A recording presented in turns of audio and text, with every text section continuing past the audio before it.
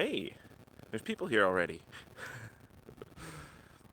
We're going to be starting in just a few minutes, as soon as Cherie pops out, and going to give you a tour of Zephyr. And then just hang out and talk about, we're back on the road. We're back in an RV. And life is good. Give people a second to pop in. And let's show off the outside. Da-da-da.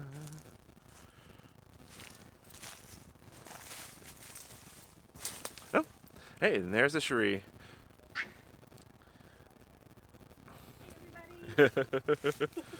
Okay, we swing this back to us. There. And It's good to be back on the road. hi, I'm Chris. And I'm Cherie. And We're what? Technomadia. Yes, oh goodness. Some people might be tuning in for the first time. And we live half the year, sometimes, in this. So this is our vintage bus conversion. We bought it in 2011. 11, but it was Yes. built in 1961. So it is quite a bit older than we are. The model is GM 4106. It was created in collaboration between Greyhound and GM to create for that time, they called it the sports bus of buses. Sports car buses, yes. And, and yeah, at the time, I guess it was a completely technological innovation. It was one of the first big buses to have engine-powered air conditioning. It had the debut of the Detroit diesel 8V71 engine. And what's some other cool things about it?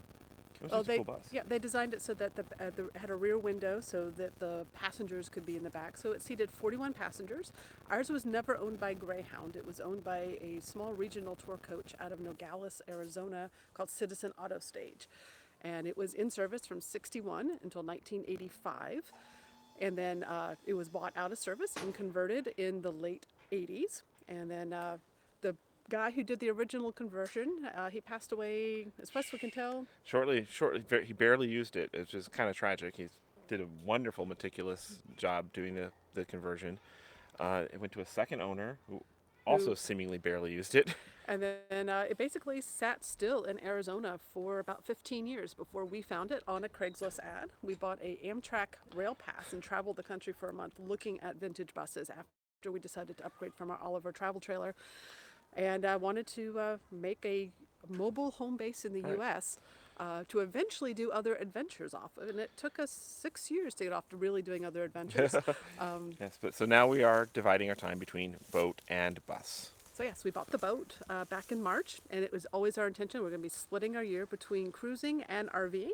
And we just moved back into the bus this week, and we're making our way from Florida to Texas, where we'll be presenting at the RV Entrepreneur Summit later this month. And Anyway, we thought we'd share about life back on the road, give you a quick tour. 'Cause I don't think we've actually ever given a full tour of the bus before. they're on there somewhere, but yeah, let's just give the full. We give this all the time in RV parks. People knock on our door. Please don't do that. But you watch this video, and here's the tour. Let me spin. I'm gonna start with the outside. Yes. Okay. So let's start with the front. With this beautiful. One of the things we did when we did the restoration, the remodeling last year was not too last year. How long ago was that we did the? It was 2015. 2015. We brought back the destination sign. We actually had to cut that into the metal, and put up a nice Zephyr up there, and then painted the bus. So that was the big project in 2015. And let's see, in the inside. Let's see, starting with the front. Inside the bumper is the generator. And originally that's where the spare tire went. Because as an RVer, we're not likely to change the spare tire ourselves. We're going to be calling CoachNet to do that. And any spare tire we put in there is going to be rotted anyway. So that was a great place. We have a 2,500 watt propane powered generator behind the bumper. And that supplements our power system quite well, which, as many of you know, we have solar and lithium on board as well. Yeah, so the generator needs to be just big enough to charge that and maybe run one air conditioner. Okay. So the microphone's facing backwards, or I could spin it around. Yeah, just talk about the bays. We Okay. won't open them. Okay. We can show the electrical bay, Yeah. I guess. Okay. So one of the cool features of going with a passenger bus as opposed to a school bus, This- is you get bays underneath. So this bus was designed to be an intercity passenger bus. So all the bays underneath were designed, well, most of them were designed for luggage.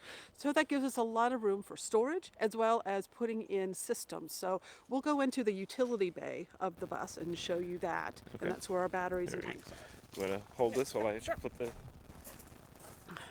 This one, the center bay is the main cargo bay, goes all the way through, so you got a ton of storage. Remember, they can't hear you. Oh. Yes. So this is our utility bay.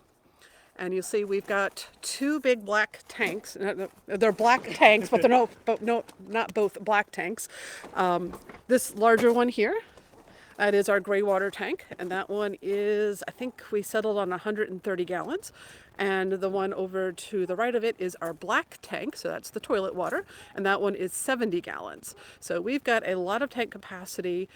We can do easily 3 weeks without needing to find a dump station, which is fabulous. And the freshwater tank is under the bed. Okay. All right. This is, I'll show you inside first. The blue box there is our Victron 3000 watt inverter, and that's a hybrid boosting inverter, so it can take power off of the batteries, which you can see back there. That's 500 amp hours of lithium ion batteries, which we installed going pretty much after we bought the bus. And that battery bank we built is made up of 20 of these, so we got a spare cell. Just, why not? So the battery bank is at 12 volts. And it's lasted pretty well. We've got a whole series on lithium batteries if you want to go get more information on that at technomadia.com/lithium. Over 6 years now, right? Yeah, since we've had the batteries installed.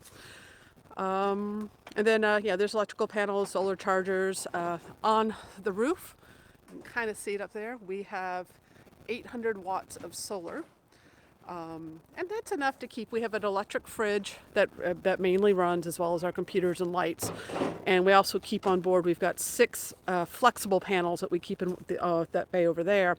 So for somewhere long term, we can put those out. We can get a total of 1,400 watts of solar that we can deploy, which then it's pretty much enough to keep us electrically abundant, except for running an air conditioner directly off solar. You can run it off the battery. Air conditioner can run off the batteries for a couple hours, but not solely off solar. This is our engine. It is an 8V71. It's a 2-stroke diesel. It's a big, pretty engine. And we had it rebuilt in 2013 after we had it overheat. Yeah, and one of the unique things about the 4106 is that the engine sits sideways. They call it a lazy 8 configuration. Sitting sideways, so it's very easy to maintain, but then it has to use a very unique V-drive transmission to take the power from the engine and tilt it up back towards the rear shaft. It does allow for a lot more interior space. They did it to fit as many passengers as possible because it barely intrudes into the inside. So where we have our logo now on the back of the bus was where it was a wraparound window. And once those windows crack, they are made of unobtainium, which stuff you can't get.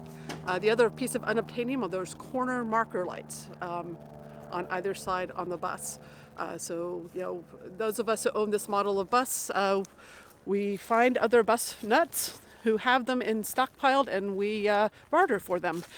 So we put on all new ones, well, new old ones, when we did the repainting of the bus. So this bay is a pass-through bay. So this one would have been all luggage when it was in service. So it goes all the way through. We keep an inflatable kayak. Or there's the solar panels over there. We got extra metal panels for the side of the bus, which we have acquired over the years. So if we ever find someone with a rivet gun, we can replace some of these. You can see they're kind of damaged there, so we can replace those if we find that.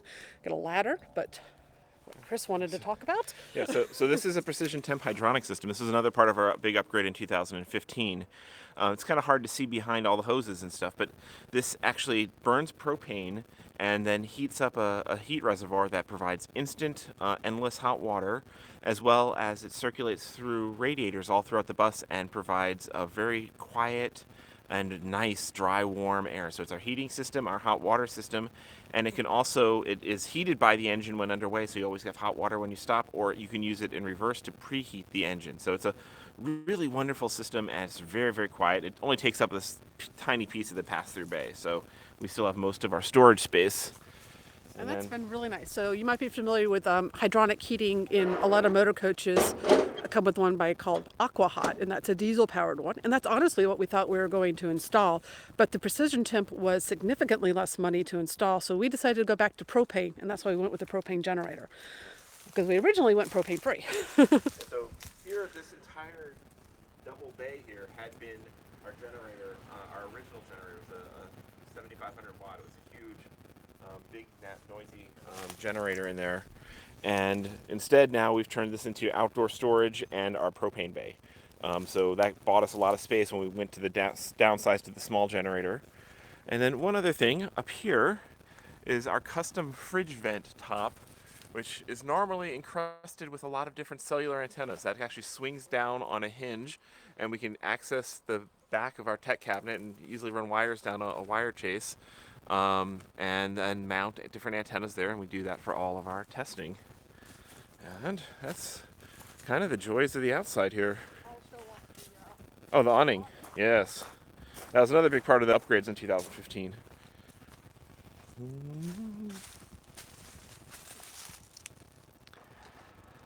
This required some delicate engineering to come up with a way to mount this armless awning onto a curved roof, and the MasterTech actually was able to figure this out and custom fabricated a mount for us, and it works out wonderfully. We love this awning.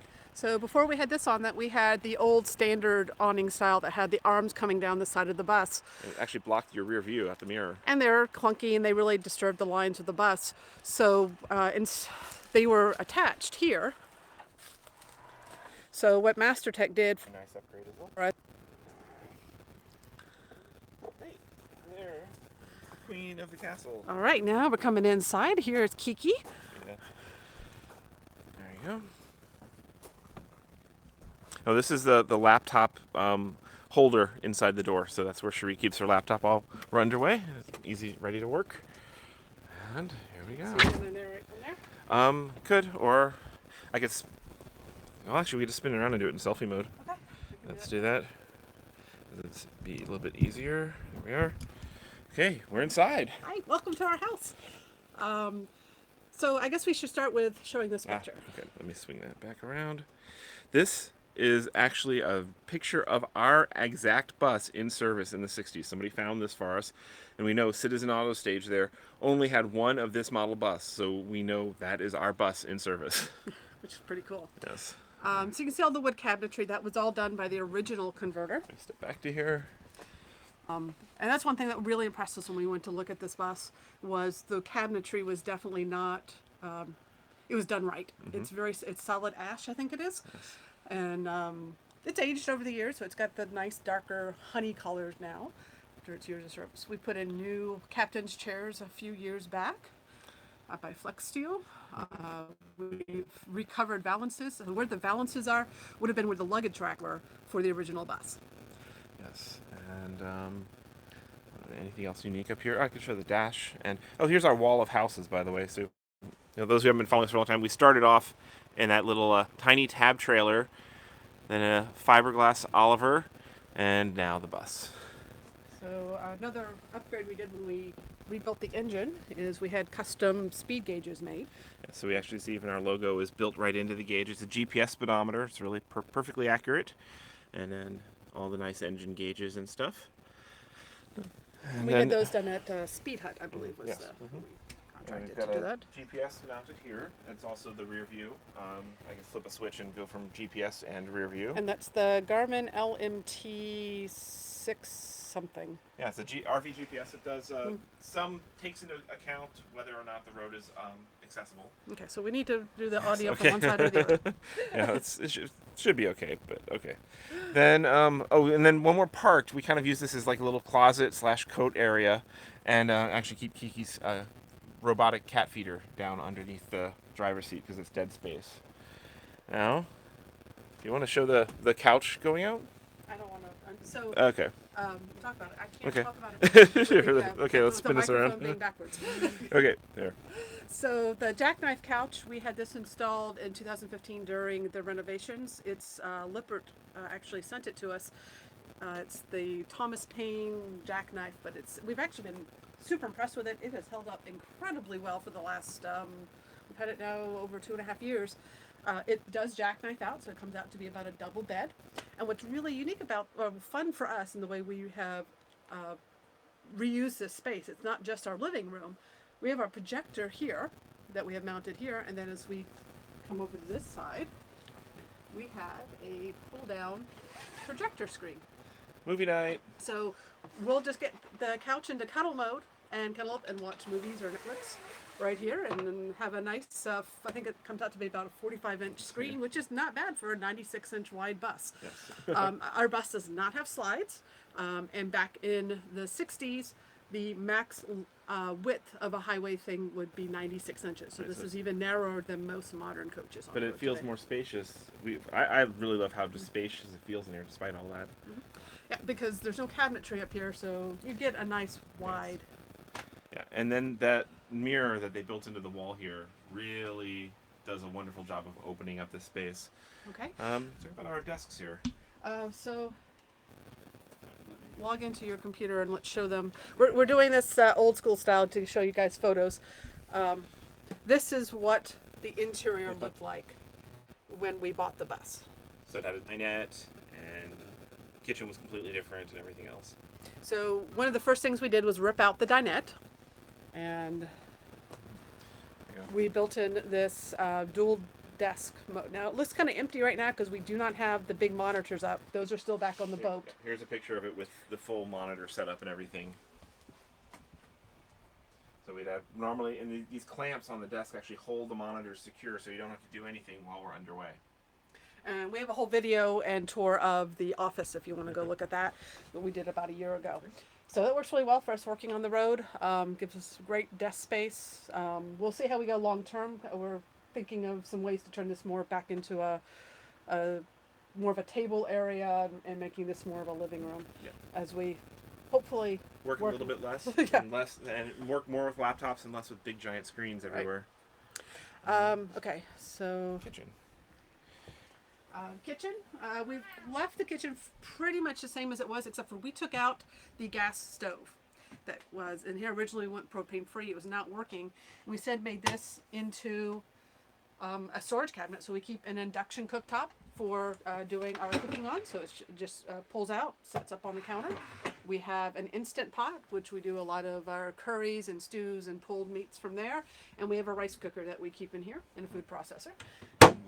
Other than that, we've got lots and lots of great cabinet space or counter space, and then we even have more counter space. So we put a pull-out slide there.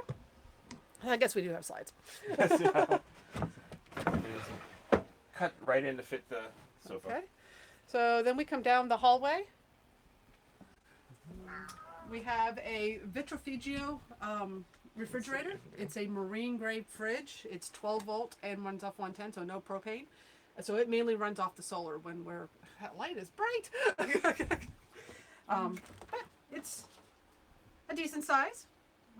It's about the same size as the one on our boat. Right up there, our boat has a residential fridge and freezer.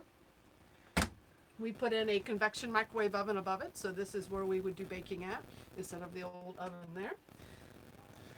One of the first upgrades we did was we replaced the double bowl sink, which you couldn't fit a single plate into, and just put in a big wide sink. That's one of my biggest complaints about a lot of RVs is small sink size. And then as part of our 2015 upgrades, we put in tank level meters here, and all the switches to control the generators and everything else. And I guess I should show the power side of this over here.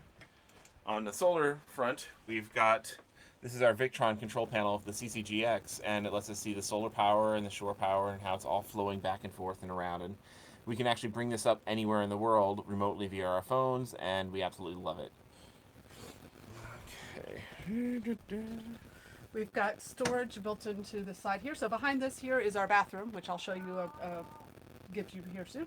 And Kiki's getting really excited right now because her food is stored here, and she's thinking it might be food time because we've been crossing time zones, so she's really, really confused. Would you like food? Yes, you would like food. Oh, poor hungry cat. The pantry is a nice, oops, I haven't even unlocked it since we got in 2 days ago.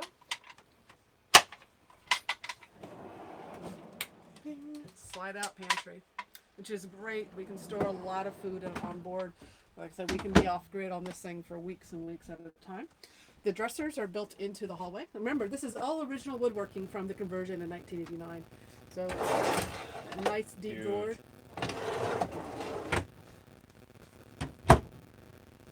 And don't forget this little room down here. Oh, yes. So when we put in the precision temp for our water heating, the original 10-gallon water heater was in this cabinet. So if you can scroll down a little bit more down here, there we go. So what we did is we cut in a cat door, and this is Kiki's litter box. So the light needs its batteries charged. well, it's got a light that usually comes on. So this is Kiki's room. It can actually be the litter box we change from outside because there's the old hatch that we put in there. Mm-hmm. We typically change it in the living room. It's a lot easier. And she's, of course, decorated with all sorts of stickers. So. Her little room. And you notice these other cat doors here. So these cat doors here, it's not because she uses our bathroom. See, it turns the doors are designed to, basically seal off the hallway, but the cat doors keep it accessible, so we can make the bathroom and the bedrooms their own. Basically, turn this into a three-room chamber. So one thing we loved about the bus the way this one was done, is so many bathrooms. They're either across the hallway and you're walking through the middle of your bathroom all the time with the commode on one side or the shower on the other, or you have a very small side bath. What we loved about this one is a small side bath behind these doors here, but both of these doors open up just like you saw this one. So this door comes out as well, and they can stay open. I don't know how this is going to show up on camera. Yeah, let's all squeeze in the bathroom together. There you go. Welcome to our bathroom. And you've got a somewhat, so it can convert to full width of the bus almost. Mm-hmm. And we have a vessel sink. And we have a commode. And we have pretty much a full shower. Shower. It is a fabulous shower. So that's worked out really well, and it's completely usable with the doors closed as a side bath, so if someone is still moving back and forth in the hallway. And we just love that layout. The flexibility of it all. Yeah. So it's very hard to see when you're kind of on a little camera, but. And then one feature we really wanted because we spent the first 4 years in small travel trailers with crawl over beds, it was really important. We wanted a walk around bed. So this bus has a walk around queen. So queen bed, and the mirrors in the back are actually closet doors. So there's a closet that's at least that wide in the back, so we can hang shirts and dresses and luggage and boxes are all stored in the back. It's almost a walk-in closet size. It's huge back there. And our freshwater tanks are underneath the bed, and we've got, I think it's 112 gallons of fresh water that's underneath the bed.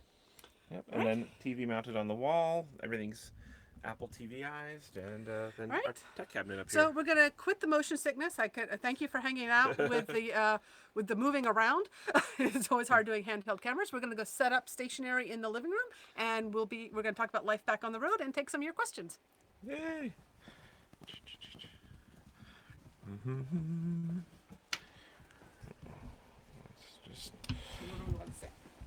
Let's go right here. Chairs. I'll keep us closer with the chairs. Like that. It's all wonky-ish. There. So, okay, that's looking up at the ceiling, Chris. Well, except for your I know your chair. It's really nice having the rolling chairs on board, though. We love them just for. Okay, so there's too much light behind you. Okay, let's swing the angle this way, maybe. No, I don't know. No, I can turn those lights off. No, I don't know. Move. Where?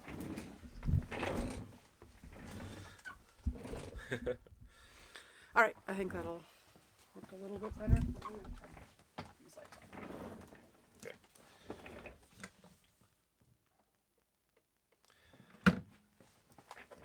Please turn them down. All right. Okay. So as we talked about, we now split our year between cruising on our motor yacht and now back on the bus. Back on the bus, our land yacht.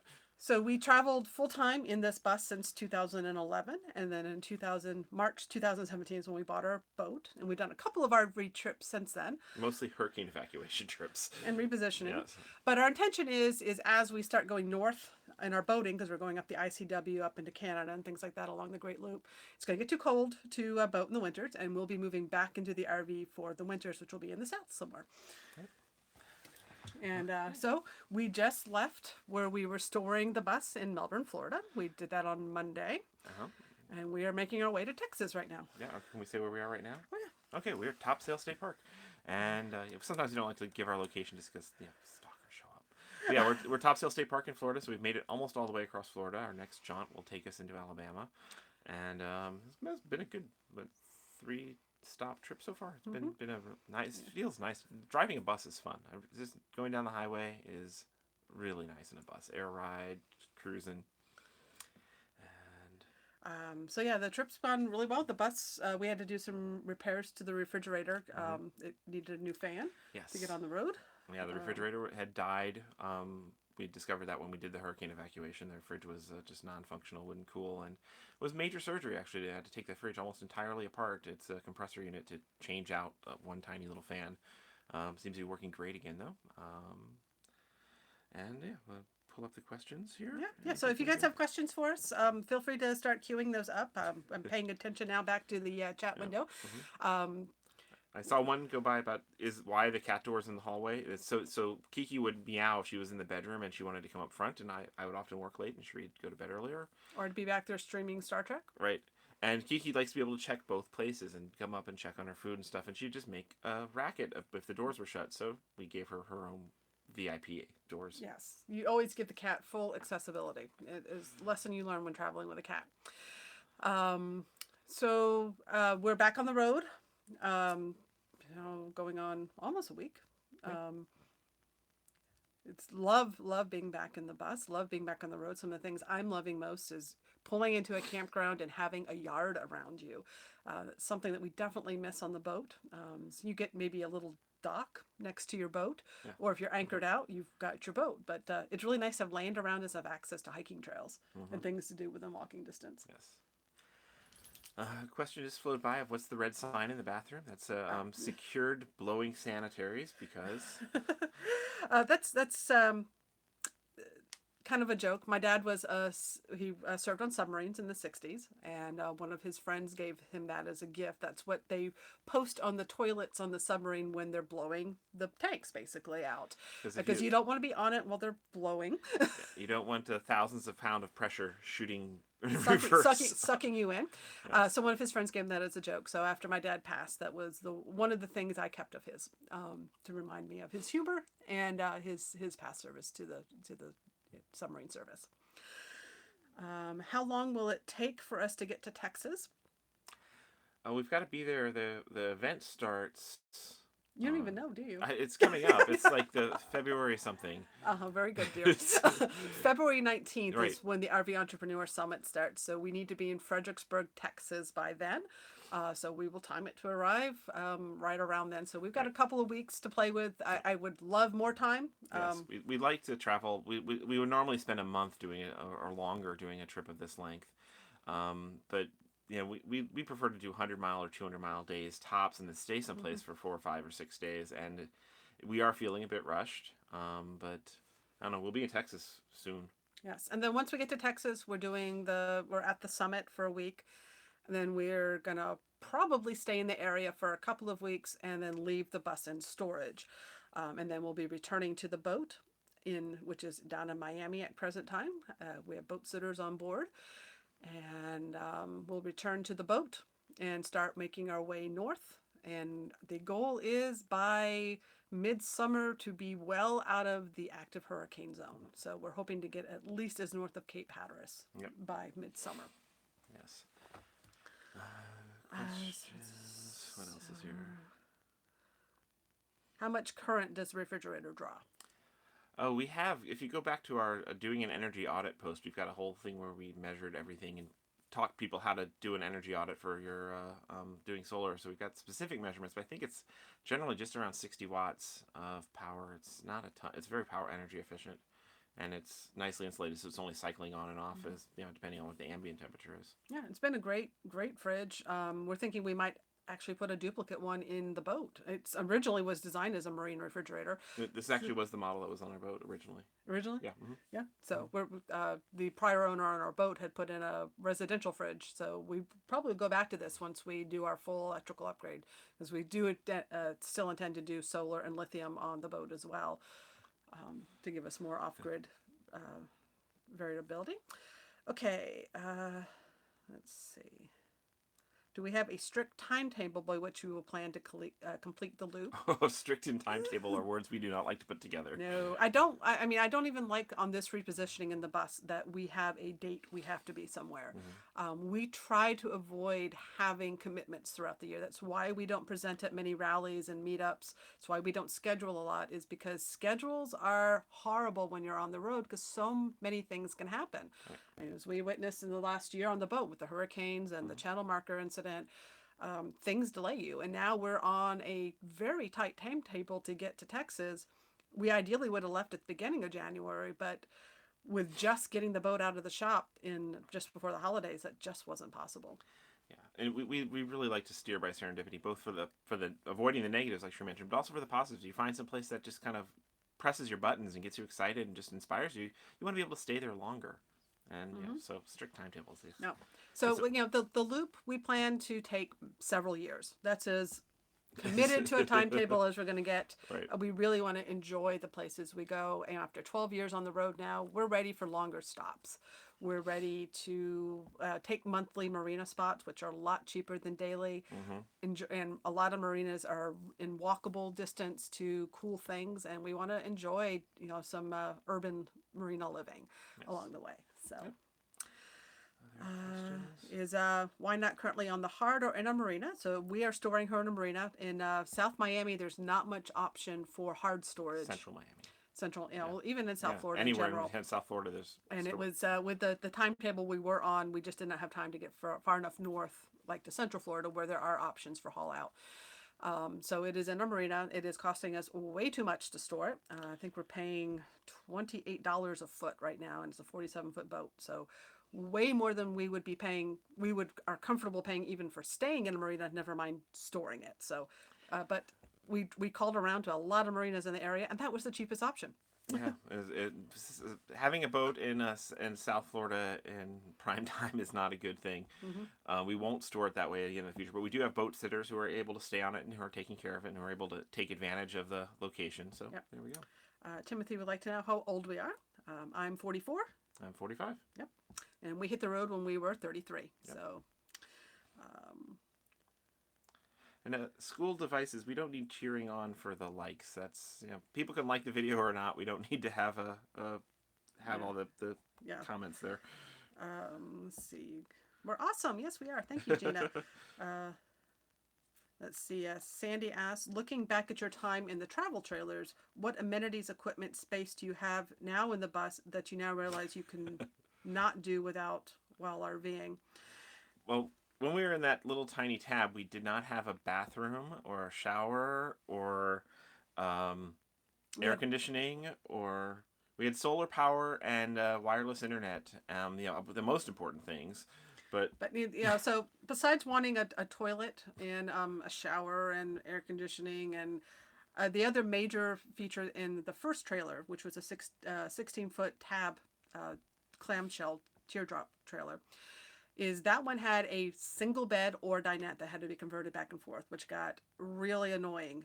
One thing we quickly learned is we did not like having to convert our main living spaces back and forth between sleeping and day mode. So that's why we went to the Oliver. So the Oliver had everything. We had a wet bath, we had a kitchen, we had air conditioning, we had a bed and a dinette. But what we found in the Oliver after 3 years of traveling in it full time is, number one, 17-foot of space starts to feel small when we started taking longer stays places. It was great for a quick in and out. It was great because you could take it off road. I mean, that was a rugged little trailer. But when you're going someplace for a month, living in a 17-foot box, it was tight. And then the dinette we started to find is, especially as, I don't know if we got older or we got just more luxurious, is sitting at a dinette 8 hours, 10 hours a day working on a computer was not fun. Our backs were getting sore. So being able to have rolling office chairs or comfortable ergonomic office chairs in space became critically important for us, especially as our careers ramped up. Yeah, yeah. Yeah, I think that's actually one of the most critical things. Is my back was just starting to really kill me working at a dinette. Bohemian Bus Odyssey asks, being a vintage bus, are you limited to top speed to 55? Um, I love going 55. This bus purrs at 55, but we can do 65 if I'm keeping up with traffic, and it rides really great up to 65. I think if we need to, we can basically top out around 70, but 55 is probably my ideal speed. And that's why we actually prefer taking the secondary highways too. They're more pleasant to drive, particularly when you're going at that speed, and those are my favorite roads. All right. Traveling from boat to the RV and back, we're trying to minimize the amount of stuff that we need to move back and forth between the bus and the boat by duplicating the households. So we should be able to do it in a backpack and, putting the laptops in with us. Keiki travels well, so we'll either be renting cars or a small cargo van or flying if it makes sense. Right. We haven't decided even how we're going to get back from Texas to Florida yet. Yep. Let's see.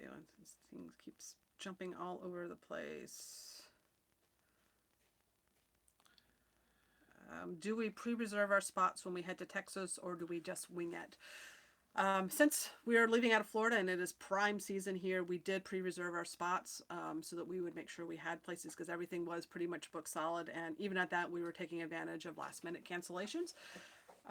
Mardi Gras is going on between here and New Orleans, so a lot of places are booked up. We're actually probably going to route a little more north of Mardi Gras, of Mobile and New Orleans, just so we can avoid some of that. Yeah. And We do like to wing it in general. We do. We prefer to, but we look ahead at the places we want to be, because when we stop, we like to be in a pretty place that's scenic. We're also testing mobile internet gear, so we're looking for places that have bad signal. It's a weird thing to be looking for. But we need to test antennas and boosters on this trip. So if we find a spot that we know we want to be at that kind of meets all of our personal criteria and it looks like space is limited, we will book it. So we judge it on a we try to not look too far in advance though. Which is feeling more like home, Zephyr or why not? That's a really tough one. I think every time we've been back to Zephyr, just because we've got more history here, it does have that kind of old homey feeling, whereas Why Not is still kind of the new and exotic, but they both feel like home. Absolutely. I mean, each time I move back and forth between them, they both feel like home, and this feels like the right mix for us right now, is moving back and forth between the two. And there are things we love about boating, and there are things we love about RVing, and I don't think I'm ready to isolate on either one of them yet. I like all of the aboves. Okay. What is the length of the bus? It's a 35-foot bus, and we really love that. We find that length to be quite wonderful. It's a good balance between can get just about anywhere, but still has enough space. Would love someday to see a dual boat trip with y'all and Gone with the Winds. And we would love to cruise with our friends Nikki and Jason. They are on a very different adventure than we are. They're going around the world. And we're going around the Great Loop.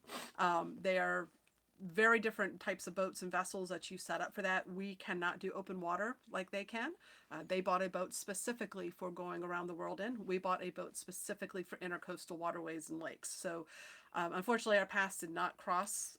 We both had the intention of trying to get together in Florida, but our timings just did not line up before they were heading south, and we weren't quite ready at the time. So, and they're not planning to be back in the United States for years. So maybe when we're done with our Great Loop, if they're around the world, maybe we'll meet up then.